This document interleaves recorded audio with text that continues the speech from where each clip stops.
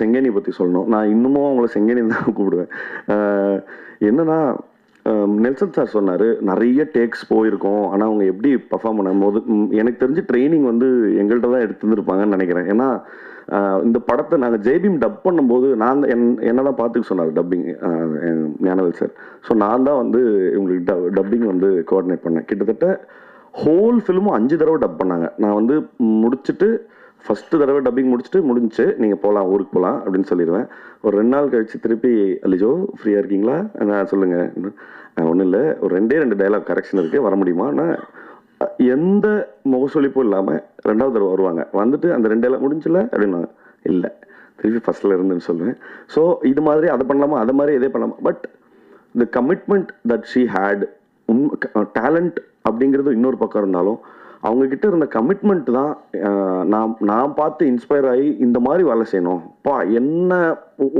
என்ன சொல்றதுன்னா, எந்த சாக்கு போக்கே சொல்லக்கூடாது, அதை முடிக்கணும்னா அதை முடிச்சிடும் அப்படிங்கிற இடத்துல வந்து லிஜோவுக்கு இருந்த அந்த கமிட்மெண்ட் தான் சார் சொன்ன மாதிரி அந்த டிரான்ஸ்ஃபர்மேஷன்ஸை தொடர்ந்து அவங்களுக்கு என்ன சொல்கிறது, அந்த டிரான்ஸ்ஃபர்மேஷன் அவங்களுக்கு பண்ணுறதுக்கு மிக பக்கபலமாக இருக்கிறது அவங்கள்ட்ட இருக்கிற கமிட்மெண்ட். வாழ்த்துக்கள் செங்கனி, நீங்கள் உயர போகிறது வந்து ரொம்ப பார்க்குறது அவ்வளோ சந்தோஷமாக இருக்குது.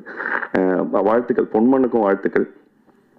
இந்த படத்தில் நடித்த நான் திரையில் பார்த்து வியந்த நிறைய நடிகர்கள் இருக்காங்க. வினித் சார் மாதிரி, ரோஹிணி மேம் மாதிரி நிறைய பேர் வந்து இந்த படத்தில் இருக்கிறாங்க.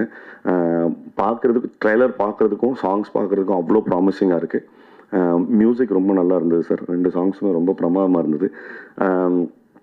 நெல்சன் சார் சொன்ன மாதிரி தான் இன்னைக்கு 15 வருஷமாக எனக்கு இது என்னுடைய அண்டர்ஸ்டாண்டிங்கில் சொல்கிறேன், ஒரு 3ஆம் பாலினத்தை குயர் கம்யூனிட்டியில் இருக்கிற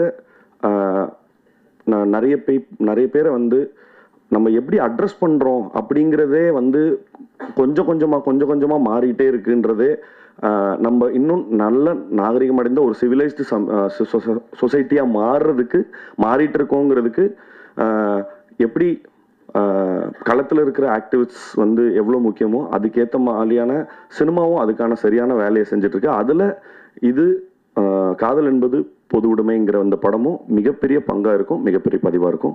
படம் வெற்றி பெற என்னுடைய வாழ்த்துக்கள்.